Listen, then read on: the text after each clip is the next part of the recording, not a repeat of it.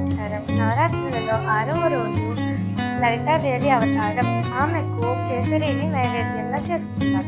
ముందుగా ఒక స్పూన్ నెయ్యి వేసుకొని అందులో డ్రై ఫ్రూట్స్ వేయించుకొని పక్కన పెట్టుకుంటాం. జీడిపప్పు, బాదం రెండు వేయించుకొని పక్కన పెట్టుకుంటాం. మరొక చెంచా నెయ్యి వేసుకొని రవ్వని కొంచెం ఫ్రై చేసి పెట్టుకుంటాం. రవ్వని వేసుకొని వేపుకుంటాం. ఇలా 2 నిమిషాల పాటు ఫ్రై చేసుకున్న రవ్వని పక్కన పెట్టుకుంటాం. 1 కప్పు రవ్వకి 3 కప్పుల నీళ్లు వేసుకొని మరగబెట్టుకుంటాం. ఒక 3 నుండి 4 ఇలాచీలు మరిగే నీటిలో వేసుకుంటాం. ఒక 2 డ్రాప్స్ తెల్ల ఫుడ్ వేసుకుందాం. ఇప్పుడు మరిగిన నీళ్ళలో ఫ్రై చేసి పెట్టుకున్న రవ్వను వేసుకుందాం.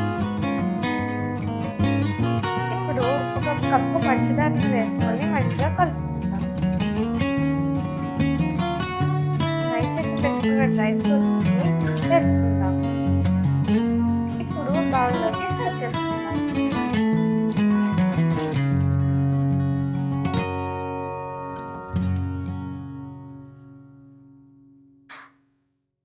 చూసారుగా కేసరిని ఎలా చేసుకున్నామో.